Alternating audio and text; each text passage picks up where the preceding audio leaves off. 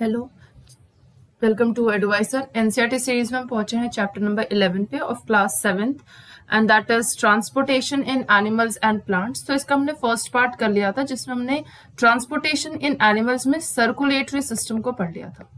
ठीक है, circulatory system. इसमें हमने क्या क्या पढ़ा था? इसमें हमने पढ़ा था ब्लड के बारे में, क्या कौन सी चीज है जो ट्रांसपोर्ट करती है, दैट इज ब्लड, जो कि कई सारे टाइप्स के हैं। आरबीसी है, डब्ल्यूबीसी है, WBC are the soldiers of our body. Then आपका लास्ट है platelets which is responsible for the clotting of blood. उसके बाद हमने पढ़ा था कि जो ये ब्लड है वो किस में मूव करते हैं, वो मूव करते हैं ब्लड वेसल्स में। और फिर हमने सर्कुलेटरी सिस्टम का मेन पार्ट पढ़ा था, that is the pumping part of our body and that is heart. फिर हमने हार्ट का ही हार्ट बीट भी पढ़ा था। ठीक है, किस तरीके से कौन से मसल्स की बनी है और किस तरीके से वो रिथमेटिकली मूव करती है थ्रू आउट आवर लाइफ। तो वो चीजें हमने सारी चीजें हमने सर्कुलेटरी सिस्टम में पढ़ लिया। इसी ट्रांसपोर्टेशन इन एनिमल्स में एक दूसरा पार्ट है, that is excretory system. Excretory system. अब देखो, सर्कुलेटरी सिस्टम में हमने क्या किया, हमने जितना भी यूजफुल प्रोडक्ट्स था, जैसे कि ऑक्सीजन हो गया, जैसे कि आपके डाइजेस्टेड फूड हो गए, उसको हमने कैसे थ्रू आउट पूरे बॉडी में मूव कराया है, दैट इज सर्कुलेटरी सिस्टम। अब उसी तरीके से जो वेस्ट, जब हमने मूव कराया तो हमें बहुत सारे वेस्ट भी मिले, जैसे waste in the form of undigested food, waste in the form of CO2, या waste in the form of कोई भी सेल जो बन रही है, सेल बनने के दौरान भी कई बार बहुत सारे वेस्ट निकलते हैं। तो वो जो एक्स्ट्रा वेस्ट है उन सबको हमें बॉडी से रिमूव करना है, दैट इज वेरी इंपॉर्टेंट, क्योंकि अगर ये रिमूव नहीं होता है तो ये हो जाएगा टॉक्सिक, और टॉक्सिक होगा तो हमारे बॉडी में प्रॉब्लम क्रिएट करेगा। ओके, सो एक्सक्रीटरी सिस्टम में हम पढ़ेंगे जिसमें हम वेस्ट का रिमूवल करते हैं। एंड उसके बाद लास्ट में हम पढ़ेंगे ट्रांसपोर्टेशन इन प्लांट्स। प्लांट्स में भी आपने सुना है वाटर जो है वो, वाटर एंड मिनरल्स जो है वो रूट एब्जॉर्व करते हैं, तो किस तरीके से वो लीव्स तक पहुंचता है, या फिर जो लीव्स होती हैं वो फूड बनाती हैं फोटोसिंथेसिस के द्वारा, तो किस तरीके से रूट तो नहीं बना सकता, तो रूट तक ये फूड कैसे पहुंचता है। ठीक है, ये दोनों चीज को हम ट्रांसपोर्टेशन इन प्लांट्स में पढ़ेंगे। तो चलिए चलते हैं एक्सक्रीटरी सिस्टम पे। ये सारी चीजें हमने यहाँ पल्स के बारे में समझा, फिर आर्टरीज एंड वेन्स जो कि टाइप्स हैं आपके ब्लड वेसल्स का ही, इसी हमने कैपिलरीज भी पढ़ा था, हार्ट पढ़ा था, और हार्ट का ये सिस्टम था जिसको मैंने बहुत इजीली आपको बताया था किस तरीके से, इस तरीके से डब्बे के फॉर्म में, राइट ऑरिकल, यहाँ पे लेफ्ट ऑरिकल, राइट वेंट्रिकल, यहाँ पे आपका लेफ्ट वेंट्रिकल, इस तरीके से मैंने पूरी चीजें आपको समझाई थी। ठीक है, हार्ट बीट डन। देन आपका नेक्स्ट टॉपिक है that is excretion in animals. अब एनिमल्स में एक्सक्रीशन देखो, हर चीज का एक्सक्रीट होने का कोई एक तरीका है। जैसे कि कार्बन डाइऑक्साइड है, वो कैसे एक्सक्रीट होता है, दे एक्सक्रीट थ्रू एक्सहेलेशन। तो carbon dioxide is removed as waste from our body through the lungs, lungs के थ्रू रिमूव होता है, that is termed as exhalation. इसी तरीके से जो अनडाइजेस्टेड फूड है वो कैसे रिमूव होता है हमारी बॉडी से, इजेशन के थ्रू। ठीक है, एक organ that is anus, anus के थ्रू ये बॉडी से रिमूव हो जाता है। उसी तरीके से दूसरे भी वेस्ट मटेरियल्स होते हैं जो बॉडी में बनते हैं। ठीक है, तो ये वेस्ट मटेरियल कहाँ से आते हैं, जो हमारी सेल्स होती हैं वो बहुत सारे फंक्शंस परफॉर्म करती हैं, और वो बहुत सारे फंक्शंस परफॉर्म करने के दौरान बहुत सारे वेस्ट प्रोडक्ट्स भी बनते हैं। ठीक है, और ये वेस्ट प्रोडक्ट्स अगर हमारी बॉडी में रहे तो टॉक्सिक क्रिएट करेंगे, तो इनको बहुत जरूरी है रिमूव कराना from our body. So the process of removal of waste produced in the cells of living organism, उसे हम क्या कहते हैं, एक्सक्रीशन कहते हैं। और जो भी पार्ट्स इस एक्सक्रीशन में इन्वॉल्व हैं उन्हें हम क्या कहेंगे, एक्सक्रीटरी सिस्टम। आगे आप पढ़ोगे एक्सक्रीटरी सिस्टम में आप क्या आते हैं, किडनी आते हैं, देन यूरेटर आते हैं, यूरेटर, देन यूराइनरी ब्लैडर आते हैं, यूराइनरी ब्लैडर, और लास्ट है यूरेथ्रा। ये चारों हैं जो आपके एक्सक्रीटरी सिस्टम में आते हैं। ठीक है, अब मैंने सबसे पहले यहाँ पे नाम लिया किडनी का। ये किडनी क्या काम करता है, देखो ब्लड में मैंने जो भी चीजें लिया, जैसे ब्लड वेसल्स में जो ब्लड मूव कर रही हैं, अब ये जो ब्लड है इसके अंदर यूजफुल प्रोडक्ट्स भी हैं और इसके अंदर हार्मफुल प्रोडक्ट्स भी हैं। ठीक है, इसके अंदर दोनों ही चीजें, दोनों सब्सटेंसेस हैं। अब ये जो ब्लड वेसल्स ये कहाँ आएंगे, ये आएंगे किडनी के पास। तो किडनी के पास जब ये ब्लड वेसल्स आएंगी तो ये यूजफुल प्रोडक्ट्स को तो दोबारा एब्जॉर्व कर लेंगी यही ब्लड वेसल, लेकिन हार्मफुल प्रोडक्ट्स को ये किडनी में ट्रांसपोर्ट कर देंगी। ठीक है, और ये जो हार्मफुल प्रोडक्ट्स जैसे ही किडनी में जाएगा, किडनी इन हार्मफुल वेस्ट के साथ, जैसे मान लीजिए वेस्ट है तो इस हार्मफुल वेस्ट के साथ क्या करेगा, वाटर को ऐड करेगा, यानी कि बेसिकली इसको डाइल्यूट करेगा, मिक्स करेगा वाटर। और जब वाटर मिक्स करेगा तो वो हो जाएगा थोड़ा सा लिक्विडी और वो बन जाएगा यूरिन, जिसको बॉडी से अब रिमूव करना हो जाएगा आसान। ठीक है, तो किडनी क्या करता है basically, it is a mechanism to filter the blood is required. एक मैकेनिज्म चाहिए होता है ताकि ब्लड का फिल्टर का मतलब क्या है, ये यूजफुल भी है, हार्मफुल भी है, हमें हार्मफुल को हटाना है, यूजफुल को एब्जॉर्व करना है, this is the filtration process. और ये किसके थ्रू होता है, जो किडनी के पास जो ब्लड कैपिलरीज पाई जाती है ना, वो ये काम करती है। तो बेसिकली हो क्या रहा है कि जब ये ब्लड पहुंचती है दोनों किडनी के पास, तो इसमें दोनों चीजें यूजफुल भी है, हार्मफुल भी है।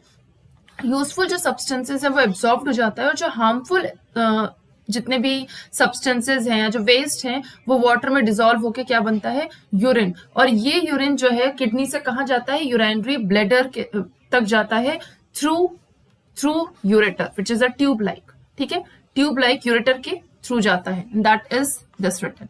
It is stored in the bladder, urinary bladder में जाके वो स्टोर होगा, और फिर जो यूरेथ्रा है विच is a muscular tube, voluntary action करता है। ये यूरिनरी ब्लैडर जो है ब्रेन को सिग्नल करेगा कि यूरिन जो है इसके अंदर स्टोर्ड है, तो ये ब्रेन तुरंत सिग्नल करेगा कि इसको एक्सक्रीट आउट करो, उस वेस्ट को बॉडी से रिमूव करो। तो आपका जो ये यूरिनरी ओपनिंग है, यानी कि जो मस्कुलर ट्यूब है वो ओपन होगा, और यूरेथ्रा से जो आपका यूरिन है वो पास आउट हो जाएगा। ठीक है, तो ये जो प्रोसेस है वो इस डायग्राम के थ्रू दिखा हुआ है। ये किडनी है, और यहाँ पे आपके ब्लड वेसल्स है, ब्लड वेसल्स के साथ ये देखिए ये छोटे से वेसल्स के फॉर्म में बने, जिसको आप कह सकते हो कैपिलरीज। अब यहाँ से क्या होगा, जितना भी वेस्ट है वो कहाँ आ गया, किडनी में। अब वेस्ट किडनी में आया, मैंने अभी जस्ट बताया, उसमें क्या हम ऐड करेंगे, वाटर ऐड करेंगे, या क्या बन जाएगा, ये बन जाएगा यूरिन। फिर ये यूरिन इस यूरेटर के जरिए, ये जो यूरेटर है, ट्यूब लाइक है, दोनों यूरेटर के जरिए जो यूरिन है कहाँ पास आउट हो जाएगा, यूरिनरी ब्लैडर में, और यहाँ कुछ टाइम के लिए स्टोर रहेगा। अब यूरिनरी ब्लैडर में क्या प्रेजेंट है, यूरिनरी ब्लैडर में अभी प्रेजेंट है यूरिन। ठीक है, अब ये जो यूरिन होता है इसका कंपोनेंट्स क्या है, यानी कि यूरिन में बेसिकली होता क्या है, तो 95% तो वाटर ही है जो किडनी उसमें ऐड कर रही है। ठीक है, 2.5% यूरिया। ये जो यूरिया होता है इसको डिसॉल्व फॉर्म में ही आप बॉडी से रिमूव कर सकते हो। अगर आपने इसमें वाटर को, अगर किडनी ने इसमें वाटर ऐड नहीं किया होता तो ये बॉडी से इतनी आसानी से रिमूव ही नहीं होता। ठीक है, तो इसलिए इसमें वाटर ऐड करना इज वेरी इंपॉर्टेंट। तो 2.5% यूरिया, और उसके बाद 2.5% जो दूसरे वेस्ट होंगे वो इसमें प्रेजेंट होते हैं। ये इसके कॉम्पोनेंट है यूरिन के।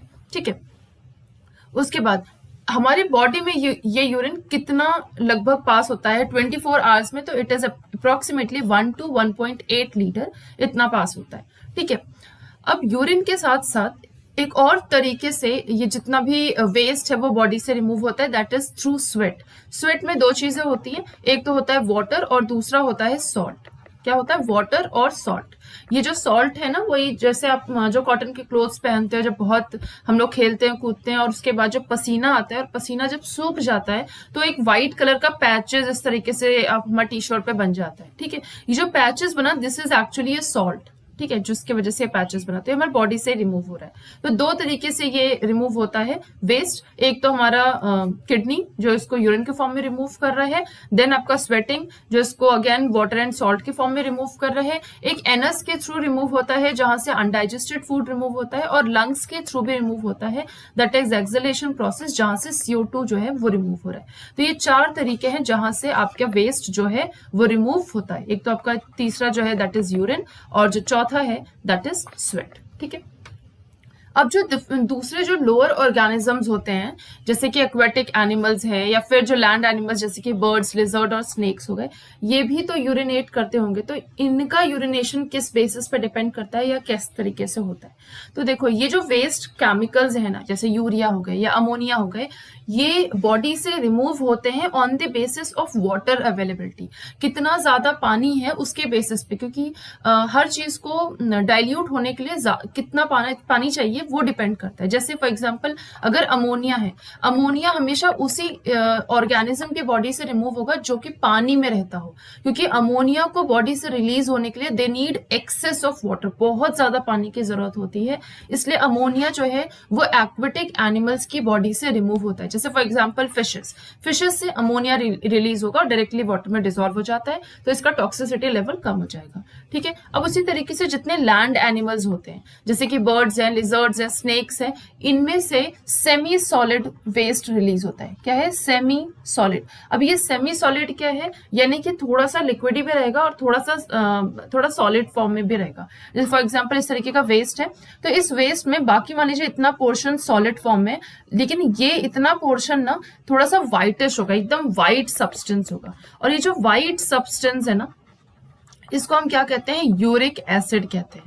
यानी कि आपके स्नेक्स या लिजर्ड्स और जो बर्ड्स हैं उनमें यूरिक, जब भी किसी भी ऑर्गेनिज्म में इस तरीके का आपको सेमी सॉलिड वेस्ट दिखे, समझ जाओ वो यूरिक एसिड रिलीज कर रहे हैं, एकदम लिक्विडी रिलीज कर रहे हैं और वाटर में नहीं पाए जाते हैं अगर वो, तो वो यूरिन के फॉर्म में यानी कि यूरिया रिलीज कर रहे होंगे। और अगर वो पूरी तरीके से पानी में ही रहते हैं तो वो अमोनिया रिलीज करते हैं। तो जो भी अमोनिया रिलीज करेंगे उनको हम क्या कहेंगे? उनको हम कहेंगे अमोनोटेलिक। क्या कहते हैं? अमोनोटेलिक।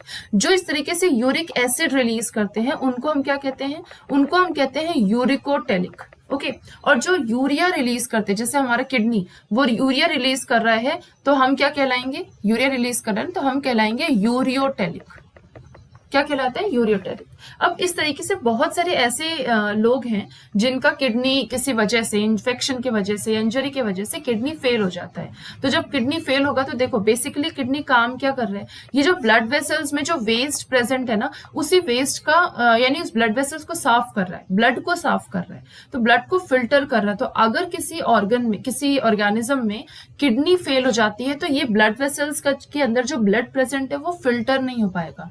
और अगर फिल्टर नहीं होगा तो पूरे बॉडी में ये जो वेस्ट है वो मूव करेगा। और आपको मैंने बताया भी कि वेस्ट अगर बॉडी में रहता है तो वो क्या बन जाएगा? वो बन जाएगा टॉक्सिक, तो वो इंसान सर्वाइव नहीं कर पाएगा। ठीक है, तो क्या करते हैं ऐसे इंसान के लिए जिसका किडनी फेल हो गया, उसमें आर्टिफिशियल किडनी लगा दी जाती है। इस आर्टिफिशियल किडनी के थ्रू जो है, जो ब्लड है वो पीरियडिकली वो फिल्टर होता है, यानी कि रोज उसको फिल्टर करना पड़ता है। तो इस प्रोसेस को हम क्या कहते हैं? डायलिसिस। क्या कहते हैं? डायलिसिस। अब ये बात हुई एनिमल्स की। उसी तरीके से प्लांट्स में भी ट्रांसपोर्ट होता है।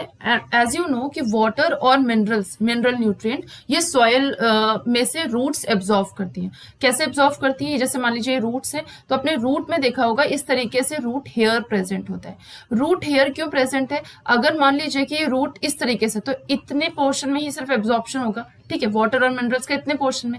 लेकिन जब रूट हेयर बन गया तो ये रूट हेयर अपना इस तरीके से वो और फैलेंगे, तो इससे क्या होगा? इतने पोर्शन में तो एब्जॉर्व हो रहा है, ये वाला पोर्शन, ये पूरा पोर्शन एब्जॉर्व करेगा, वाटर को भी, मिनरल को भी, न्यूट्रिएंट्स को भी। तो इससे क्या हुआ? सरफेस एरिया इंक्रीज हो गया। ठीक है, सरफेस एरिया इंक्रीज। जब सरफेस एरिया इंक्रीज होगा तो ज्यादा से ज्यादा वाटर और मिनरल्स जो है वो एब्जॉर्व होंगे। ये आपका कौन एब्जॉर्व करता है? रूट एब्जॉर्व करता है वाटर और मिनरल्स को। इसी तरीके से जो लीव्स होती हैं वो फोटोसिंथेसिस के जरिए खाना बनाती हैं। ठीक है, दे प्रिपेयर फूड। किस तरीके से बनाती हैं? By using this water and carbon dioxide को यूज करके फोटोसिंथेसिस से खाना बना रही है। एंड एज यू नो, आपने लास्ट चैप्टर में पढ़ा था कि फूड जो है, जो भी बनता है, उसका ब्रेक डाउन होना बहुत जरूरी है। और ब्रेक डाउन कैसे होता है? एरोबिक फॉर्म में, इवन एनारोबिक फॉर्म में भी होता है। ठीक है, तो एरोबिक फॉर्म यानी कि ऑक्सीजन की प्रेजेंस में। तो जब ब्रेक डाउन होता है तो इससे क्या रिलीज होता है? एनर्जी रिलीज होती है। And this energy is used by every cell to carry out vital activities in their life. ठीक है, तो एनर्जी बहुत जरूरी है। इसका मतलब कि हर एक ऑर्गन को खाना मिलना बहुत जरूरी है। ठीक है, तो सबसे पहले हम बात करते हैं वाटर एंड मिनरल्स की। कौन एब्जॉर्व कर रहा है? इसको एब्जॉर्व कर रहा है रूट, और रूट के भी रूट हेयर्स एब्जॉर्व कर रहे हैं। क्यों एब्जॉर्व कर रहे हैं? रूट हेयर्स क्यों प्रेजेंट है? क्योंकि by root hairs they increase the surface area, ताकि वाटर का एब्जॉर्प्शन और मिनरल न्यूट्रिएंट्स का एब्जॉर्प्शन ज्यादा हो पाए। ठीक है, तो ये क्या करेंगे? जो रूट हेयर है, it is in contact with the water present between the soil particles. ठीक है, अब यहाँ पे आपको एक चीज समझ में आई कि रूट ने तो एब्जॉर्व कर लिया। अब रूट ने एब्जॉर्व कर लिया तो वो लीव्स तक कैसे पहुंचा? जैसे यहाँ पे इस डायग्राम को देखिए, तो ये रूट है, जैसे यहाँ भी है, इस डायग्राम को देखिए तो ये रूट हेयर है। ठीक है, रूट हेयर ने वाटर और मिनरल को एब्जॉर्व किया। अब देखिए हर सेल के थ्रू वो अंदर अंदर अंदर और यहाँ वेसल्स तक पहुंचता है। ये आपको मैं अभी बताऊंगी वेसल्स क्या है, ये जाइलम क्या है, फ्लोएम क्या है, बट आप ऐसे समझो ये वेसल्स तक पहुंचते हैं। तो अब यहाँ पे क्या हुआ? देखिए ये जो रूट है, आप इस डायग्राम को, इस वाले डायग्राम को, सेकंड वाले डायग्राम को देखिए, तो यहाँ पे रूट ने एब्जॉर्व किया। अब रूट ने एब्जॉर्व किया, देखो ये ऊपर की तरफ जा रहा है। अब ये ऊपर की तरफ कैसे जा रहा है? अगेंस्ट द ग्रेविटी ना, कोई भी चीज हम लोग फेंकते हैं तो बहुत आसान होता है नीचे फेंकना, बट ऊपर जाना थोड़ा सा डिफिकल्ट होता है।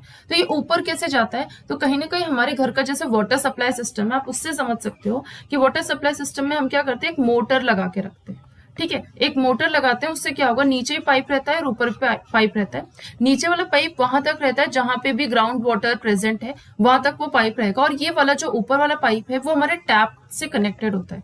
तो यहाँ से एकदम से इस मोटर के जरिए ये पानी जो है ऊपर खींचा, और इस मोटर के जरिए अगेन ये पानी पंप हो गया कहाँ तक, हमारे टैप वाटर तक।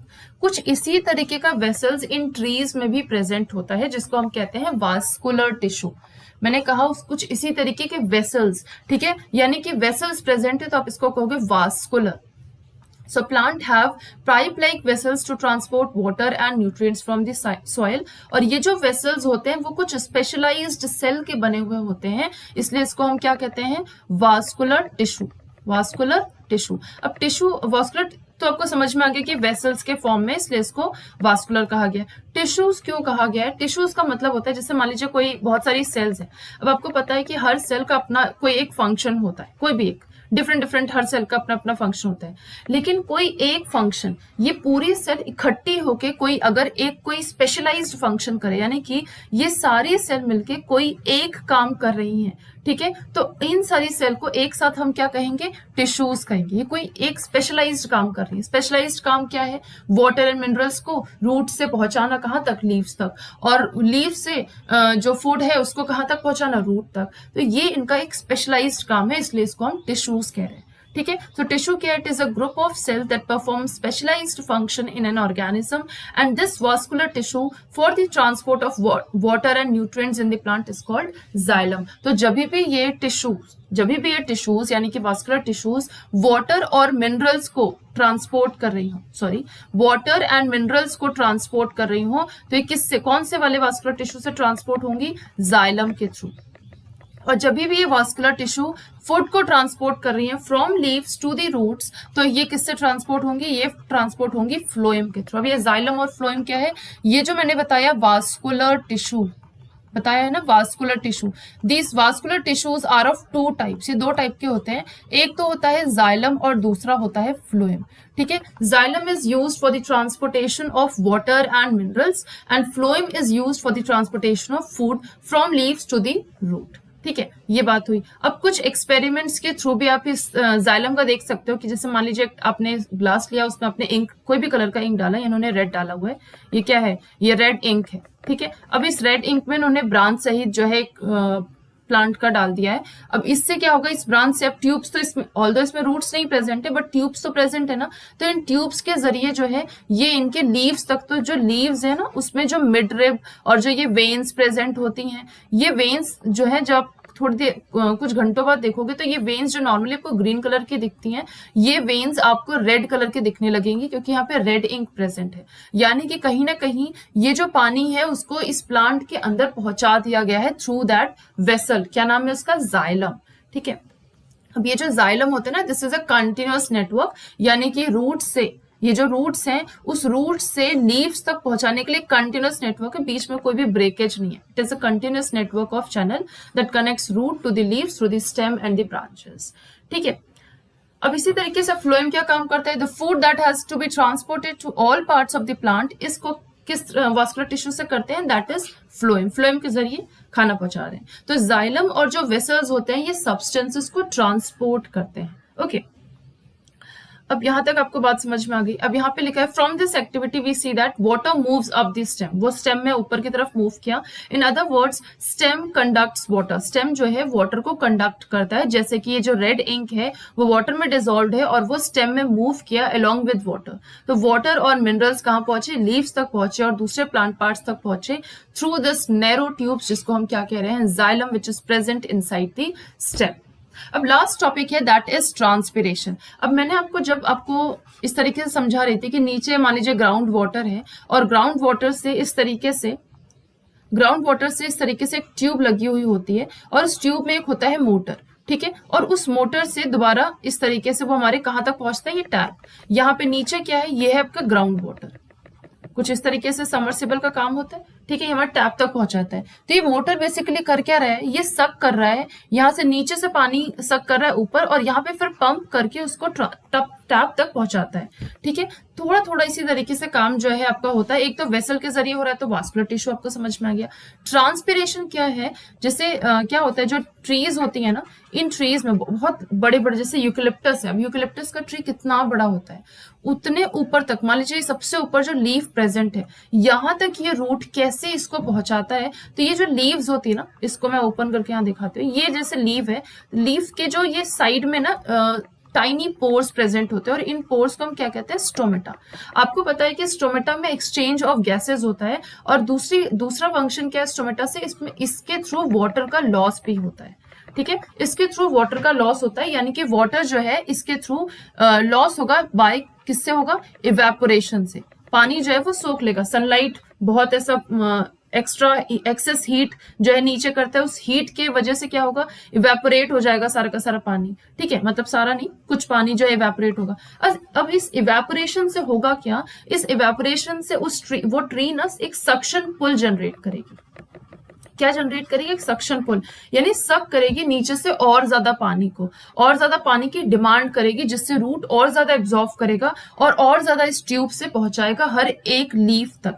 ये मैंने एक लीफ को बताया, इस तरीके से सारी लीव्स ये सारा काम करती है। ठीक है, तो लगातार ये सक्शन पुल जनरेट होता रहता है, और लगातार नीचे से पानी जो है ऊपर की तरफ सोखता चला जाता है।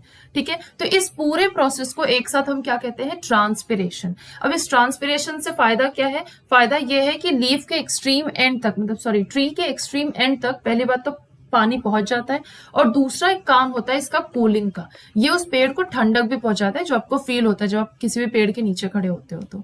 तो plant release lot of water by the process of transpiration. Plant क्या करता है, वो बहुत सारे मिनरल, प्लांट नहीं बेसिकली रूट्स जो है वो बहुत सारे मिनरल न्यूट्रिएंट्स को और वाटर को एब्जॉर्व करते हैं। तो ये सारा का सारा पानी जो है वो प्लांट एब्जॉर्व तो किया, लेकिन सारा का सारा पानी यूटिलाइज नहीं कर पाता, क्योंकि थोड़ा पानी इवेपोरेशन के फॉर्म में स्टोमेटा से वेस्ट हो जाता है, यानी कि वाटर लॉस हो जाता है। और इस लॉस के वजह से क्या होगा, एक सक्शन पुल जनरेट होगा, और उस सक्शन पुल के वजह से ग्रेट हाइट्स तक भी ये पानी पहुंच जाता है।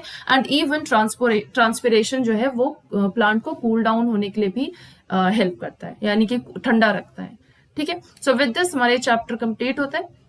कुछ मैच द कॉलम होंगे आई गेस। ये स्टोमेटा है, स्टोमेटा क्या काम कर रहा है, ट्रांसपिरेशन, स्टोमेटा से जो है transpiration, according to this chapter मैं बता रही हूँ।